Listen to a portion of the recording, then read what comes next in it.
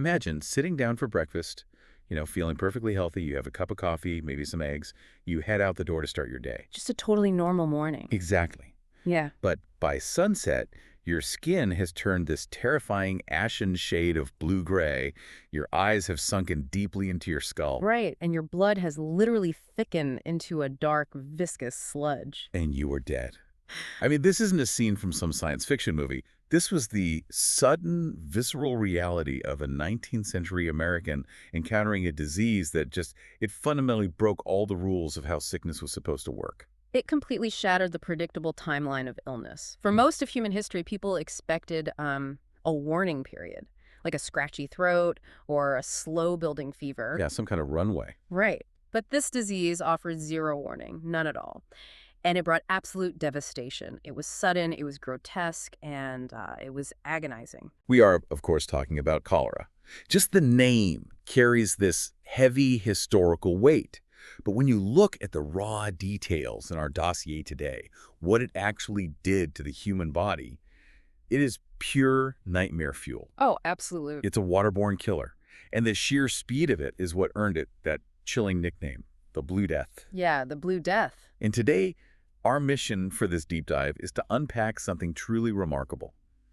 We are going to trace how this single microscopic terror essentially forced the United States to build its modern public health system from scratch. It's an incredible trajectory. Right, starting with desperately swinging brooms in the streets of New York, all the way up to erecting a massive, legally binding federal wall at our borders. Because, when cholera first arrived, the country was entirely defenseless. They had nothing. Cholera was this global traveler, a shadow passenger that rode the very same international trade and migration routes that were building the modern, interconnected world. It just hitched a ride on human progress. Exactly. And it struck the United States in 3 devastating continental waves. The first was in 1832, the second in 1849, and the third in 1866. And the death toll across those waves was staggering, right? Yeah, roughly 150,000 Americans. And honestly, given the spotty record-keeping of the 19th century, that number is almost certainly an underestimate. Wow. Over 150,000 people. Let's stop and look at that physical mechanism for a second, because I think for you listening, to understand why the country panicked the way it did, we need to understand exactly what the Blue Death was doing to these victims. Yeah, the biology of it. Yeah, how exactly does a disease turn a person blue and kill them in 12 hours? Well, it all comes down to a catastrophic failure of the body's plumbing, basically. Right. It's triggered by a highly specific toxin. Okay. So when a person ingested water contaminated with the cholera bacteria, those bacteria would reach the small intestine and just begin multiplying rapidly. But they aren't eating the tissue. Right. No, exactly. The bacteria themselves don't directly destroy the tissue. Instead, they secrete this incredibly potent toxin. And this cholera toxin binds to the cells lining the intestinal wall, the enterocytes. The enterocytes. Huh? Right. And it essentially hacks their internal chemistry. It forces these cells to stay locked in an open position, which causes them to aggressively pump massive amounts of sodium, chloride, and crucially, water straight out of the bloodstream and into the intestinal tract. Oh my God. So the body is just rapidly purging its own water supply. Violently purging it. We're talking about uncontrollable diarrhea and vomiting, leading to a rate of fluid loss that is almost impossible to comprehend. A victim could lose over a liter of fluid an hour. A liter an hour? That's insane. And when you lose fluid that quickly, your overall blood volume just plummets. The blood physically thickens. It struggles to circulate. So it turns to sludge. Yes. The capillaries in the extremities are completely starved of oxygen, and that's what caused the skin to take on that terrifying blue-gray cyanotic hue. And the worst part, from what I read in the sources, is the mental state of the victim. Yeah, the victim remains entirely lucid. They're fully aware of what is happening as their body violently dehydrates itself to the point of cardiac arrest. That is horrifying. You're awake while your blood turns to sludge. It's no wonder society completely fractured when this arrived. Imagine you're living in a time when a simple glass of water from your local well could trigger that sequence of events, and absolutely no one, not the top doctors, not the politicians, has any idea why it's happening. Right. It's an invisible threat. Which brings us to the first massive wave in 1832. What does a society do when the medical establishment basically just throws its hands up? They panic. And they moralize. In 1832, the American medical establishment was entirely, profoundly helpless against cholera, much like they had been against yellow fever. The prevailing medical paradigm of the era was something called miasma theory. Yes. Yeah, miasma. This was the deeply entrenched belief that diseases were caused by foul, corrupted air. Literally, bad air, emanating from rotting organic matter swamps or overcrowded slums. So they literally thought you inhaled the sickness. Exactly. They believed it was a toxic cloud. Right, which completely blinds them to the water supply. I mean, if you're looking up at the air, sniffing for bad smells, you aren't looking down at the well you're drinking from. Precisely. And because they couldn't see the biological mechanism, because germ theory wasn't yet an accepted thing, society needed a way to make sense of the carnage. Human beings, when faced with an uncontrollable, invisible threat, desperately seek a narrative that gives them back some semblance of control. Yeah, they need a why. Right. If it's just in the air, anyone can die. At any time, that's too terrifying. So the reaction morphed into a massive moral panic. Instead of looking at environmental factors, society overwhelmingly blamed the victims. I really want to dig into this because the sheer cruelty of this response is just striking. The narrative wasn't about failing public infrastructure at all. It was a harsh judgment of character. Oh, absolutely. The victims were predominantly the poor, new immigrants, and those deemed intemperate. People who drank alcohol perhaps had less rigidly traditional lifestyles, or simply lived in crowded, impoverished conditions. Yeah, the slums. The prevailing thought of 1832 was that cholera was essentially a divine punishment for a flawed lifestyle. They entirely missed the need for preventive sanitary measures. And note that word, preventative, not preventative. They just missed the physical reality entirely. Because it functions as a psychological defense mechanism for the upper classes. How so? Well, think about it. If the disease only strikes the wicked or the unclean in a moral sense, then the righteous and the wealthy are inherently safe. Ah, I see. It creates a false but very comforting boundary. It allowed the upper middle class to look at the staggering death tolls in the tenement slums and rationalize it. They could say, well, they brought this upon themselves through their vice, but we live properly, so we are shielded. It was a way to manage the psychological terror of the Blue Death. Okay, hold on. Let's look at the logic of that for a second. Treating a cholera outbreak by moralizing and blaming poor people is like trying to put out a roaring house fire by standing on the lawn and lecturing the residents about the dangers of playing with matches while the roof literally collapses on them. That's a great way to put it. It's totally useless. It doesn't stop the fire. But that psychological shield they built, that idea that wealth and morality could protect you, that gets absolutely decimated, doesn't it? Because the second wave in 1849 proved beyond a shadow of a doubt that the Blue Death didn't care about your morals, your bank account, or your social status. No, it didn't care at all. It was a violently egalitarian killer. The 1849 wave was particularly devastating because it perfectly intersected with one of the greatest mass migrations in American history. The California Gold Rush. Exactly. You had thousands of people from all walks of life converging on these trailheads, and they died by the thousands along the overland routes. The psychological landscape of being a pioneer in 1849 must have been unbearable. I mean, you've packed up everything you own. You're heading west to seek your fortune.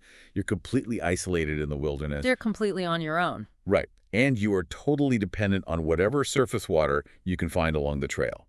A muddy creek, a stagnant pond left by the wagon train ahead of you, and this invisible killer is stalking those exact water sources. Yeah, it's waiting right there. You watch your fellow travelers suddenly turn gray-blue and die in the dirt within 12 hours and, with absolute certainty that you still have to drink from the very next stream to survive the desert. It is unimaginable terror. It really is. It perfectly illustrates the complete lack of safety anywhere. You have these pioneers dying in the dirt out west, far from the crowded, miasmatic slums of the eastern cities. The disease was everywhere the water was. It completely broke the miasma model. But to completely shatter the illusion that cholera only afflicted the marginalized or the adventurous, history provides us with a staggering, high-profile death. On June 15, 1849, former President James K. Polk died of cholera. A former president of the United States, that is the ultimate proof, isn't it? Yes, and what's truly striking is the timeline of his death. Polk died a mere 103 days after leaving the Oval Office. Wow, just over 3 months. Right. He was on this grand tour of the South, heading back to his home in Tennessee, being feted with banquets and massive crowds in cities like New Orleans. And New Orleans was a massive cholera hotspot. He likely contracted it on a riverboat or in a luxury hotel. Think about the contrast there for a second. You have an unknown pioneer dying on a dirt trail in the middle of nowhere, drinking from a muddy wagon rut. And then you have a recently retired president of the United States, a man who commanded armies and shaped the borders of the nation, dying in his bed, drinking from crystal glasses. It's the exact same disease. It paints such a vivid, undeniable picture. It proves that all the moralizing in the world, all the high status, the wealth, the ultimate power of the presidency, none of it was a shield against the water supply. Precisely. The death of President Polk was a profound shock to the American system. It forced a real reckoning. I mean, you simply cannot blame intemperance, poverty, or a lack of moral fortitude when the victim was sitting at the Resolute desk 3 months prior. Right, you can't spin that. No. It proved that the 1832 playbook of moral judgment and panic was not just cruel, it was functionally useless. The righteous were dying just as quickly and just as gruesomely as the poor. So moralizing failed spectacularly. The public realized they couldn't just pray it away or ignore the slums. That sheer, undeniable panic is what finally forced a change in strategy. Which brings us to the third massive wave, and the exact moment a major city finally decided to try something completely radical. They grabbed a broom. This is a massive turning point. It happened specifically in 1866. And the real hero of this era isn't a brilliant doctor with a miracle cure in a syringe. Who is it then? It's a piece of municipal bureaucracy, specifically the Metropolitan Board of Health in New York City. It sounds incredibly dry to call a bureaucracy a hero, but when you look at the conditions of New York City prior to 1866, it starts to make sense. What did New York actually look and smell like before this board took over? It was an environmental catastrophe. You really have to picture a rapidly expanding metropolis with essentially zero modern sanitation infrastructure. No sewers. Well, not closed ones. We are talking about open, stagnant sewers running right down the middle of the streets.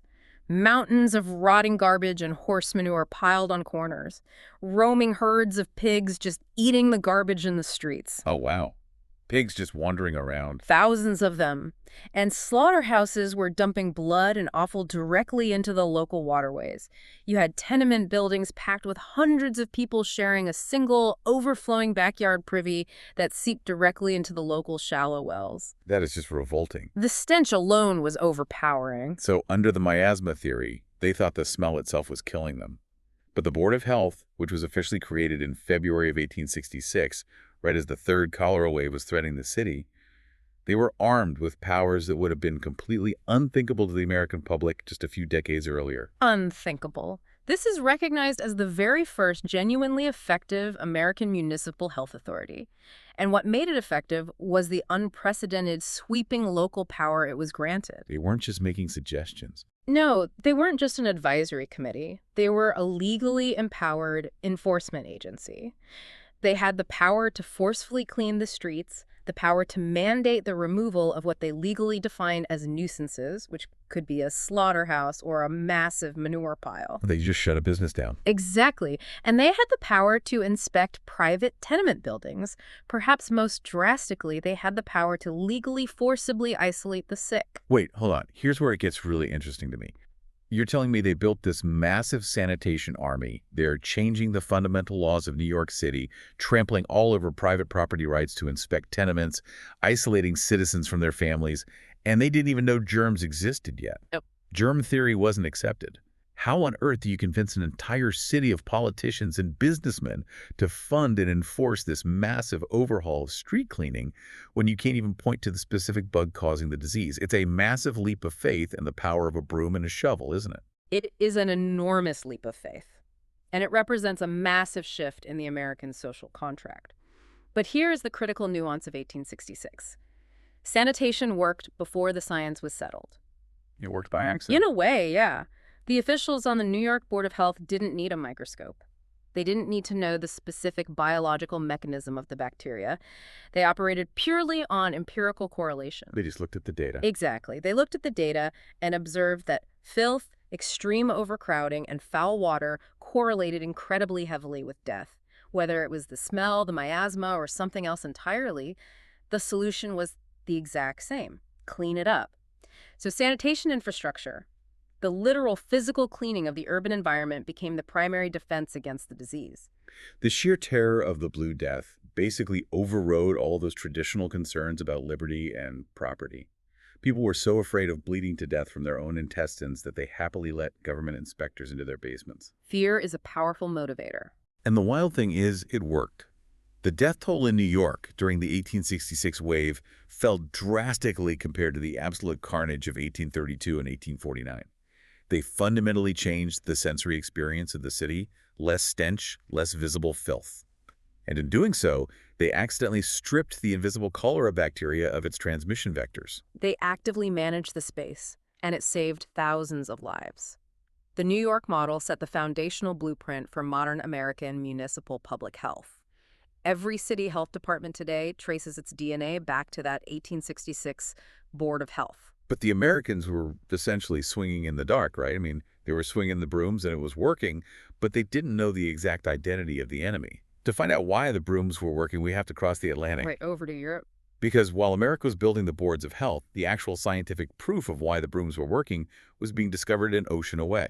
This is a crucial distinction for understanding the evolution of the American system.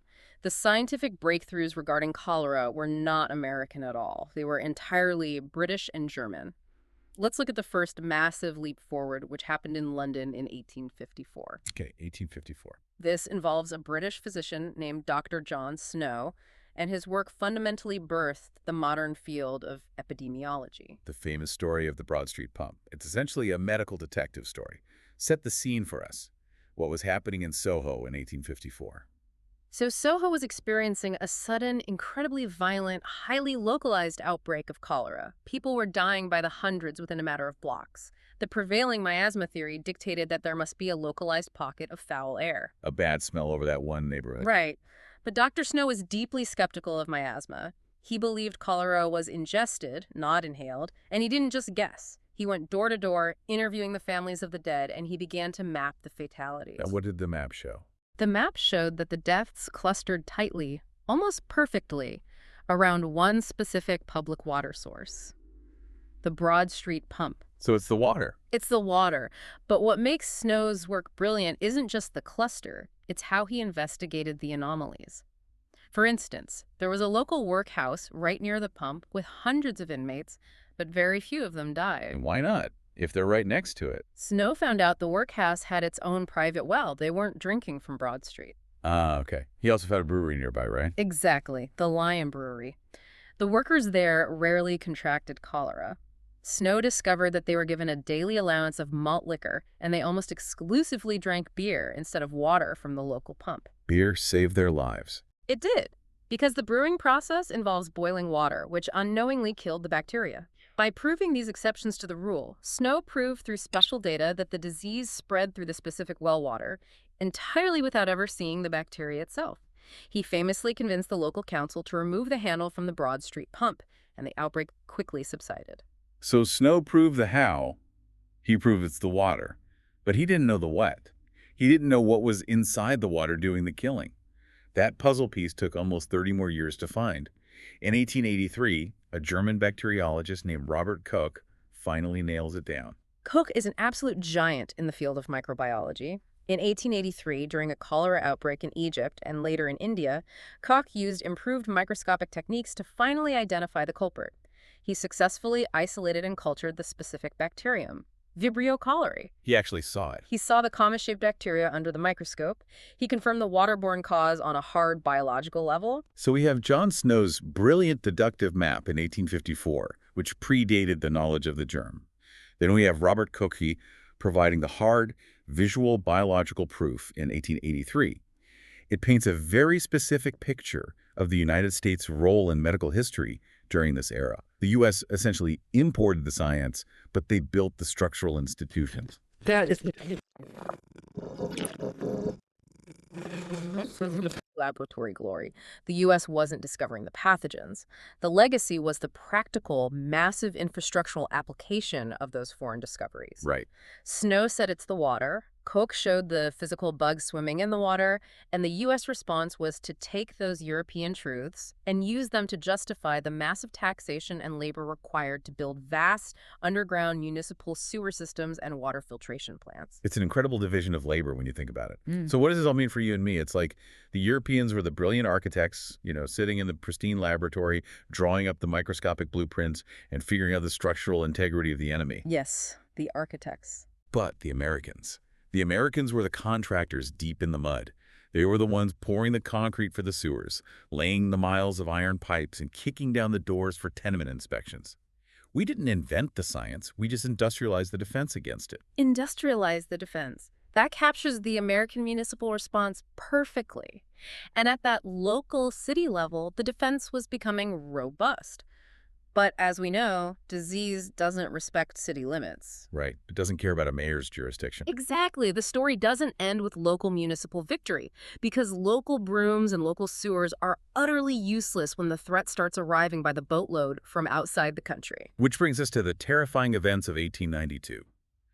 The cities were armoring themselves, but the federal government was still largely absent.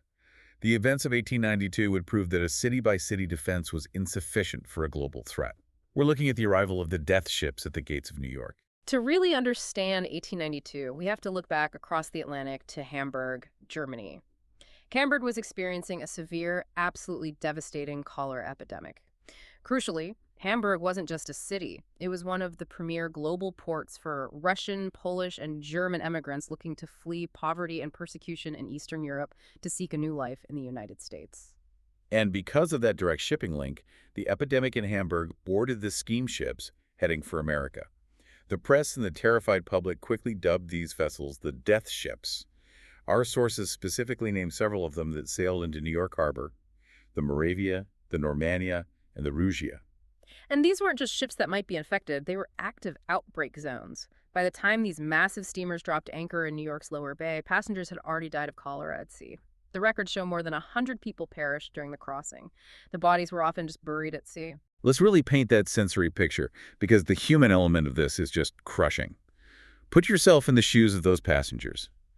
Imagine you're an immigrant on the steerage deck of the Normannia in 1892. You have fled unimaginable hardship.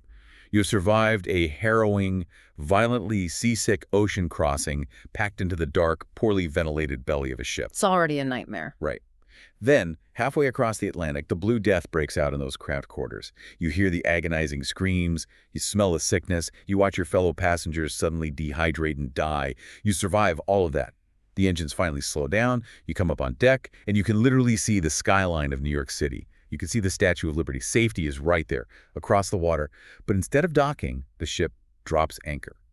Terrifying men in official uniforms board the vessel, and you are told you cannot leave. The public health response shifted dramatically in that moment, from managing the city streets to barricading the harbor. The living immigrants on these ships were subjected to an incredibly aggressive, strict quarantine right there on the water. They were held in limbo. Just trapped on the boat. Trapped. And from a strictly epidemiological, statistical standpoint, this holding action was a massive public health success. It successfully limited the outbreak to just a handful of isolated cases within New York City.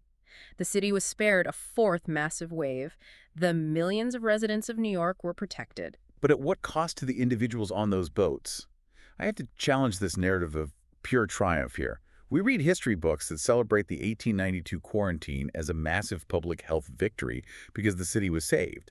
But from the perspective of the people trapped on those ships, wasn't this emerging federal public health apparatus essentially functioning as a prison guard? That's a really valid question. I mean, they were incarcerated on infected vessels without due process. How do we reconcile the undeniable public good of saving the metropolis with the absolute individual nightmare happening on the decks of the Rugi or the Normannia? It is the central, agonizing tension of all public health policy, magnified 1,000 times by the terror of cholera. How do you balance civil liberties and basic human compassion with public safety in the face of an existential, highly contagious threat? It seems impossible to balance perfectly. It is. In 1892, we see the stark reality of that equation. The individual nightmare of the immigrants being trapped in close proximity to a deadly disease was deemed by the authorities as an acceptable, necessary cost to prevent the societal nightmare of an urban epidemic. Now, we have to acknowledge the intense entanglement of public health and immigration politics here. You really cannot separate them in this era. The gates being guarded against cholera were the exact same physical gates through which millions of immigrants were pouring to build the nation's industrial workforce. Absolutely. The public health logic of stopping a plague instantly collided with a fierce nativist context and rising anti-immigrant sentiment in the United States. The immigrants were perceived, collectively, as vectors of disease, and the sheer terror of these death ships sitting right in the harbor, The visceral fear of the 1832 Blue Death returning to the streets, it pushed the highest office in the land to realize that a patchwork of local city health boards was not equipped to handle international maritime crises. They needed a bigger gun. Exactly. It forced unprecedented aggressive federal action that fundamentally changed American law forever. Because the local brooms just weren't enough anymore. The harbor quarantines run by local port authorities were legally murky, they were chaotic, and they were overwhelmed. So, in 1893, the United States makes the ultimate pivot. They decide it's time to nationalize the guardian at the gates. Yes. The 1892 scare exposed a massive gaping hole in American jurisdiction. Local health boards, even incredibly powerful ones like New York's, were essentially trying to regulate international trade and global mass migration. It was a complete mismatch of scale and authority. A city trying to do a country's job. Right. So in the heat of the 1892 crisis, President Benjamin Harrison took a drastic step. He asserted executive federal power by issuing a sweeping federal quarantine order.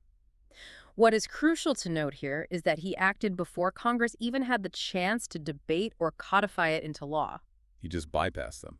The executive branch moved first out of sheer emergency, essentially saying, we cannot wait for state legislatures to figure this out. The border is now a federal issue. The threat was so immediate, they couldn't afford the friction of states' rights debates.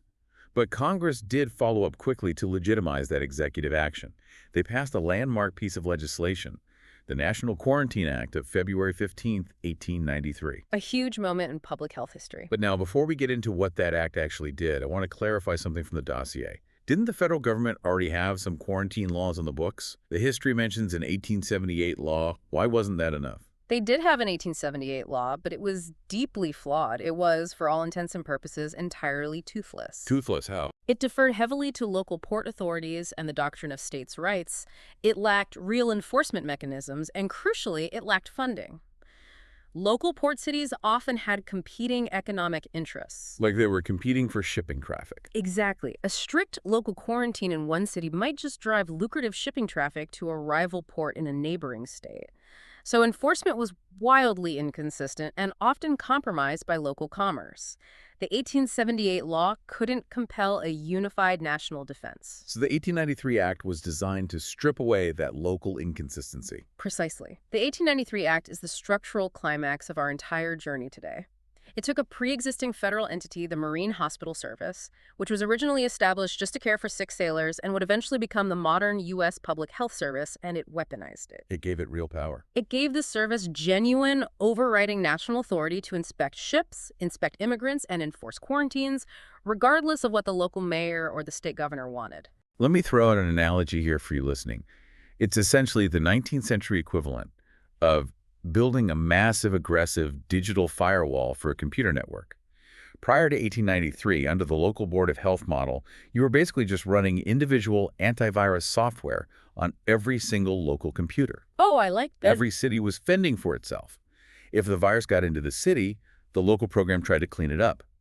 But the 1893 Act recognized that you can't fight a global virus locally. You have to move the defense outward. You have to build a giant firewall at the main server level, the national borders, and block the malware before it ever enters the domestic network. That is a highly accurate way to visualize it. Under the leadership of Surgeon General Walter Wyman, the Marine Hospital Service became that firewall.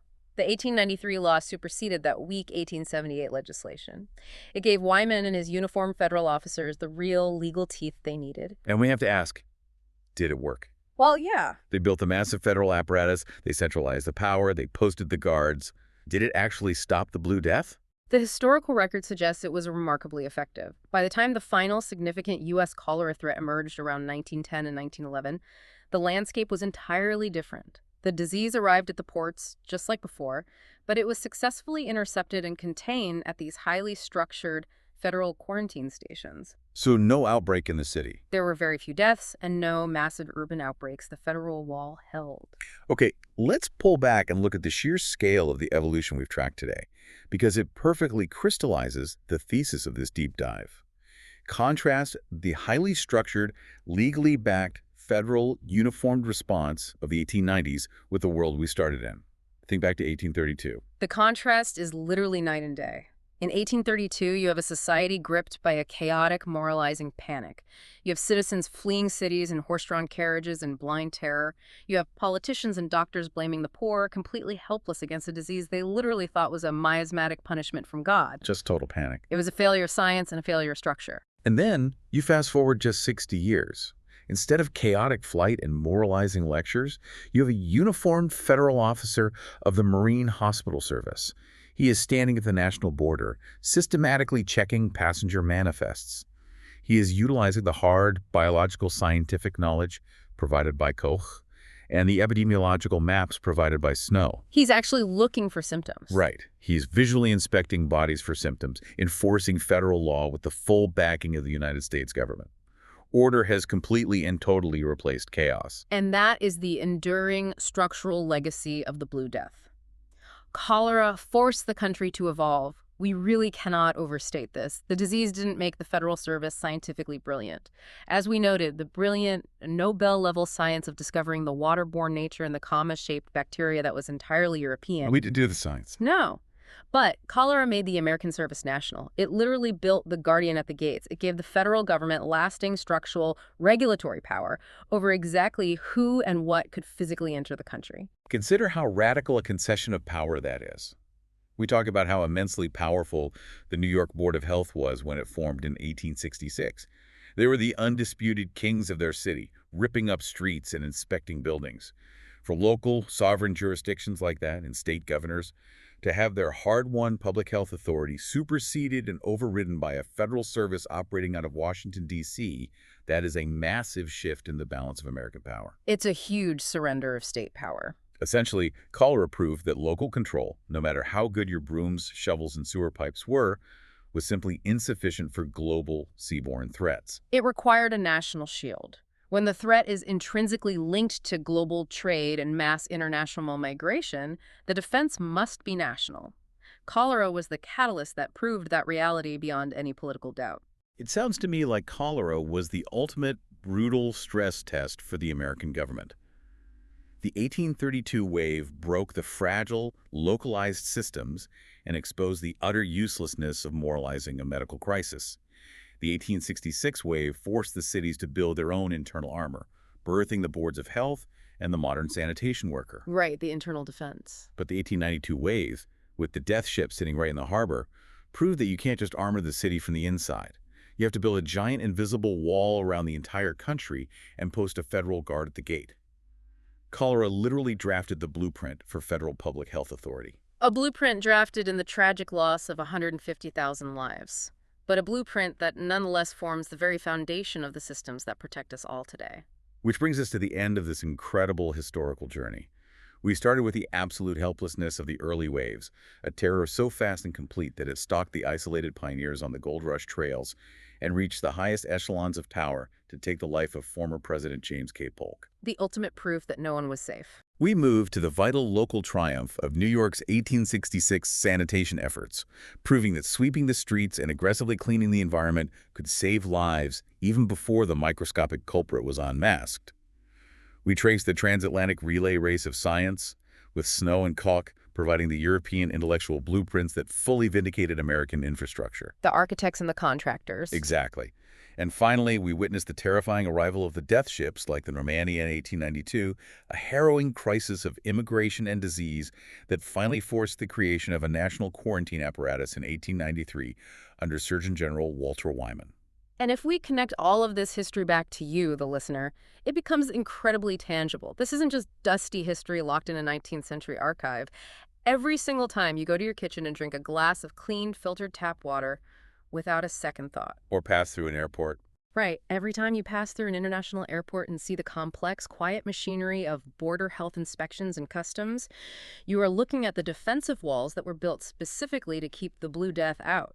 You are living your daily life in the protective shadow of the immense structures forged by the terror of cholera. It is profound to think about how much of our modern safety or our legal structures were paid for by the sheer panic of the past.